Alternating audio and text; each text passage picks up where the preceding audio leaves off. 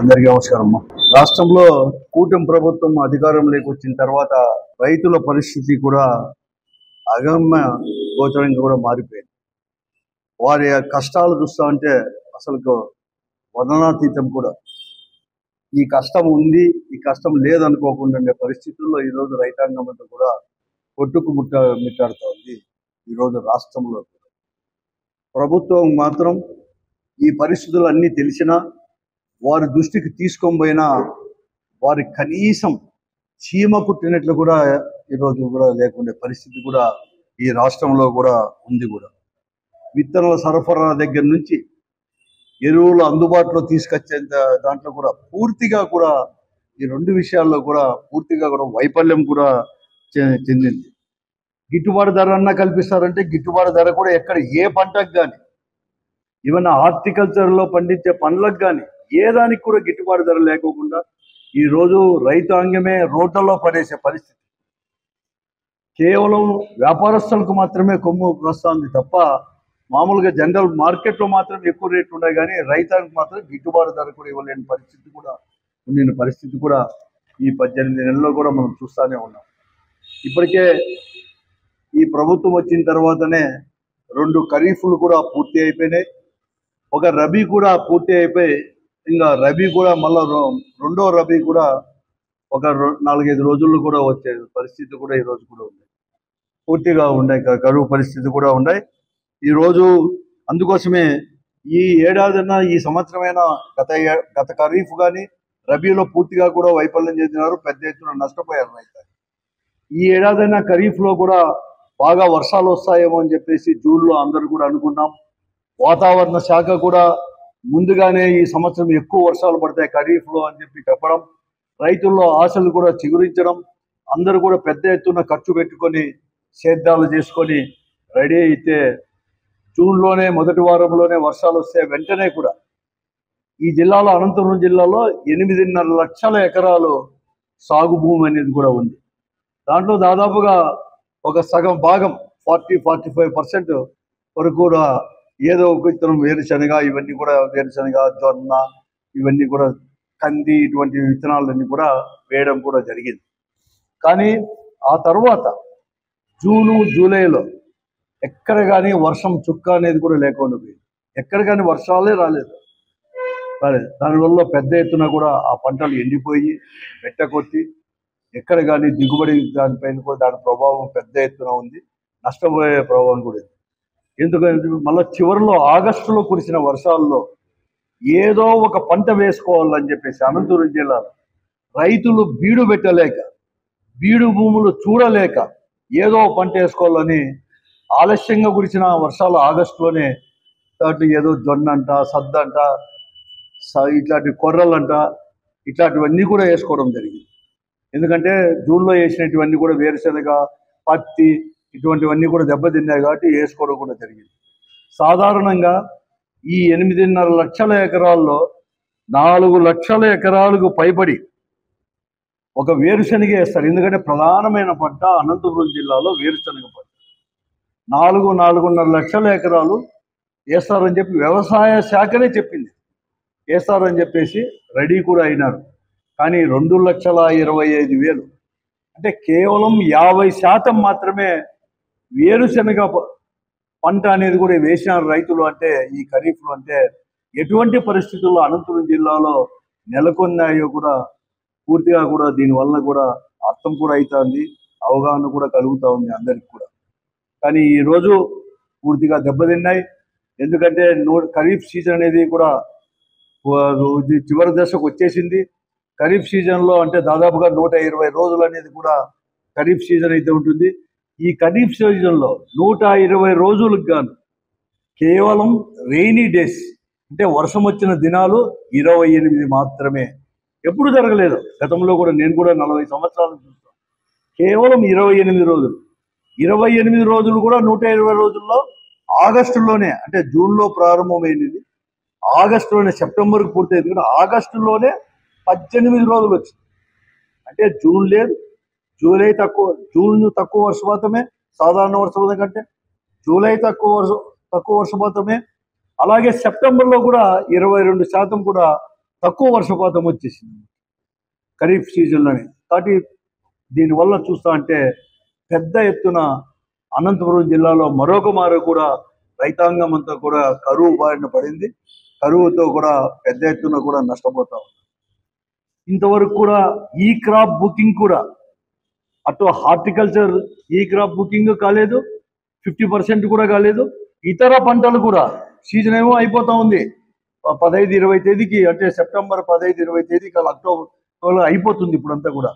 కానీ ఇంతవరకు కూడా ఈ క్రాప్ బుకింగ్ కాలేదంటే ఇన్సూరెన్స్ పరిస్థితి ఏమి, ఇన్పుట్ సబ్సిడీ పరిస్థితి ఏమి? ఇప్పటికే 23-24 ఇన్పుట్ సబ్సిడీ ఇవ్వలేదు, రైతాంగంకి ఇస్తామని చెప్తున్నారు. తర్వాత వాతావరణ బీమాది కూడా చెల్లిస్తామని చెప్పారు, చెల్లించలేదు. అలాగే 24-25 కూడా ఇన్పుట్ సబ్సిడీ ఇవ్వలేదు, వాతావరణ బీమాలు ఇన్సూరెన్స్ సొమ్ము కూడా రైతాంగానికి కూడా చెల్లించలేదు. ఇంతవరకు కూడా మాటలు ప్రకటనలకు మాత్రమే పరిమితమవుతుంది. ఈ సంవత్సరం అన్న ఖరీఫ్ చూస్తామంటే ఈ క్రాప్ బుకింగ్ కూడా చేయలేని పరిస్థితి. అంటే రైతాంగం అంటే ఎంత నిర్లక్ష్యంగా ఈ ప్రభుత్వం అనేది కూడా వ్యవహరిస్తుందో కూడా దీనివల్ల కూడా అర్థమవుతుంది. ఈ పరిస్థితుల్లో రబీ కూడా కనీసం ఏదో భగవంతుడైనా కూడా రబీ కూడా ముందుగానే మంచి టైంలో వర్షాలు కూడా వచ్చేసాయి. ఇప్పుడే ఒక వారం నుంచి వర్షాలు పడుతున్నాయి. ఒక 4-5 రోజుల్లో రబీలో వేసే పంటలు కూడా వేసే పరిస్థితి కూడా ఉంది సీజన్ ప్రకారం. ముఖ్యంగా దీంట్లో పప్పుశనగ 70,000 హెక్టార్లు, అంటే దాదాపుగా కూడా 1,75,000 ఎకరాలు. ఎందుకంటే సాధారణ సాగు రబీలో ఈ జిల్లాలో 3 లక్షల ఎకరాలు, 3 లక్షల ఎకరాలు అనేది కూడా సాధారణ సాగు కూడా. ఇంకా అంతకంటే ఎక్కువ కూడా పడవచ్చు. ఎందుకంటే కొంచెం ఈ హెచ్ఎన్ఎస్ దాని గుండా కొంచెం గ్రౌండ్ వాటర్ పడుతుంది, ఎక్కువ కూడా కావచ్చు. ఎక్కువగా వేసేది రబీలో పప్పుశనగ మన జిల్లాలో, అలాగే మొక్కజొన్న, వేరుశనగ ఇవన్నీ కూడా వేస్తారు కూడా. ఈరోజు ఎక్కువ కూడా 1,75,000 ఎకరాల నుంచి 2 లక్షల వరకు కూడా పప్పుశనగ విత్తనం కూడా వేస్తారు. గతంలో జగన్మోహన్ రెడ్డి గారు ముఖ్యమంత్రిగా ఉన్నప్పుడు వైఎస్ఆర్ కాంగ్రెస్ పార్టీ అధికారంలో ఉంది. పప్పుశనగ కానీ వేరుశనగ కానీ విత్తనాలు ఇవన్నీ కూడా 40% సబ్సిడీతో దాదాపుగా కూడా కావాల్సిన దానికంటే కూడా ప్రతి ఒక్క రైతుకు కూడా 5 ఎకరాలకే కాదు అంతకంటే ఎక్కువ కావాలన్నా కూడా సప్లై ఇచ్చేవారు కూడా అందరు కూడా. కానీ ఈ రాష్ట్రంలో కూటమి ప్రభుత్వం వచ్చిన తర్వాత పోయిన సంవత్సరం రబీలో కేవలం మామూలుగా కూడా 40% సబ్సిడీతో ఇచ్చేదాన్ని 25%కే కుదించి అది కూడా తక్కువ కూడా తీసుకొని రావడం గురించి, అది కూడా 23,200 ఎకరాలకు మాత్రమే సబ్సిడీ విత్తనం కూడా ఇవ్వడం జరిగింది పప్పుశనగ. ఈ సంవత్సరం కూడా ముందుగానే కూడా 25%తోనే రబీలో కూడా, అది కూడా 14,000 ఎకరాలకు మాత్రమే పప్పుశనగ కూడా ఇస్తామని 14,000 క్వింటాలు మాత్రమే. అంటే మామూలుగా వచ్చేసి ఇస్తే వాళ్ళు 14 క్వింటాలు మాత్రమే ఈరోజు ఇస్తామని చెప్పడం అనేది కూడా. గతంలో పోయిన సంవత్సరం 27,000 క్వింటాలు పైన ఇస్తే ఈ సంవత్సరం 14 క్వింటాలు ఇస్తామని నిర్ణయం తీసుకోవడం వల్ల రైతాంగానికి కూడా పెద్ద ఎత్తున దెబ్బ వస్తుంది. ఈరోజు మార్కెట్లో జేజే రకం వచ్చేసి 7,800 రూపాయలు కూడా ఈరోజు కూడా మార్కెట్లో కూడా ఉన్నాయి. అవి కూడా దొరకలేదు. అప్పుడే రబీ సీజన్ వచ్చిందని చెప్పేసి వారు అప్పుడే కూడా రేట్లన్నీ కూడా పెంచేశారు ఓపెన్ మార్కెట్లో కూడా. ఈరోజు కూడా కనీసం సబ్సిడీ విత్తనం ఇస్తామంటే ఇంతవరకు కూడా కేవలం ప్రకటన ఇచ్చినారు, కానీ ఇంతవరకు ఎక్కడ కానీ కనీసం సేకరించలేదు విత్తనము అనేది కూడా ఈరోజు వ్యవసాయ అధికారులే మాకు చెప్తా ఉన్నారు. రైతులేమో చుట్టూ ఇవన్నీ కూడా వాళ్ళ వ్యవసాయ అధికారుల చుట్టూ, వ్యవసాయ ఆఫీసుల చుట్టూ కూడా తిరుగుతూ ఉన్నారు సబ్సిడీ విత్తనంతో. కానీ ఇంతవరకు ఇచ్చే పరిస్థితి కూడా లేదు. పోయిన సంవత్సరం కూడా ఖరీఫ్లో కూడా వేసిన తక్కువ పంటలే 2,25,000లోనే చివరలో ఆకుమచ్చ తగులు వచ్చింది కాబట్టి అక్కడ కూడా దిగుబడి అనేది కూడా వచ్చే పరిస్థితి కూడా లేదు. 450 కోట్ల రూపాయలు, అంటే ఎకరాకి 20,000 ప్రకారం 450 కోట్ల రూపాయలు పెట్టుబడి కూడా పెట్టారు. 450 కోట్ల రూపాయలు కూడా పూర్తిగా కూడా ఈరోజు కూడా దిగుబడి రాక తుడిచిపెట్టుకునే పరిస్థితి కూడా ఈరోజు రైతాంగం కూడా పరిస్థితి. ఈ పరిస్థితుల్లో నేను డిమాండ్ చేస్తున్నాను. ప్రజాప్రతినిధులకు ఏం పట్టలేదు, వారు సొంతంగా కూడా సంపాదనలో మాత్రమే పడిపోయారు. లిక్కర్ షాపులు అమ్ముకోవడానికి, కాంట్రాక్ట్లు చేసుకోవడానికి ఎలా డబ్బులు వస్తాయి అని చెప్పేసి దాని గురించి మాత్రమే ఆలోచిస్తున్నారు. కానీ ఈ జిల్లా యొక్క రైతాంగం యొక్క సమస్యలు తీరుస్తామని చెప్పేసి, ఈ జిల్లాలో రైతాంగమే ఎక్కువ, రైతులే పంటలు వేసిన పంటలపైన, వ్యవసాయం పైన ఆధారపడినారని చెప్పేసి వారికి ఏమాత్రం కూడా జ్ఞానం అనేది కూడా లేకోకుండా ఈరోజు కూడా ప్రవర్తిస్తున్నారు. వాళ్ళ సొంత ఆస్తులు పెంచుకోవడానికి, సొంత సంపాదన చేసుకోవడానికి. నేను ప్రభుత్వానికి డిమాండ్ చేస్తున్నాను, వెంటనే 2-3 రోజుల్లో 40-50% సబ్సిడీతో రైతుకు ఎంత విత్తనాలు కావాలంటే రబీలో వెంటనే కూడా సప్లై చేయాలని చెప్పేసి కూడా మేము డిమాండ్ కూడా పెడతా ఉన్నాం. అలాగే ఈరోజు వెంటనే ఈ క్రాప్ బుకింగ్ చేసి పోయిన సంవత్సరాన్ని ఈ సంవత్సరం ఖరీఫ్లో దెబ్బతినే అన్ని దానిలకు కూడా ఒక ఇన్సూరెన్స్ కావచ్చు, అలాగే ఇన్పుట్ సబ్సిడీ చేసి రైతాంగాన్ని కూడా ఆదుకోవాలని చెప్పేసి, అలాగే అన్నదాత సుఖీభావది కూడా మీరు ఇంతవరకు కూడా ఒకే విడతలోనే ఇస్తామని చెప్పారు. కానీ ఒక విడత మాత్రమే 7,000 రూపాయలు ఇచ్చారు. అది కేంద్రాన్ని రాష్ట్రాన్ని కలిపి ఇవ్వడం జరిగింది.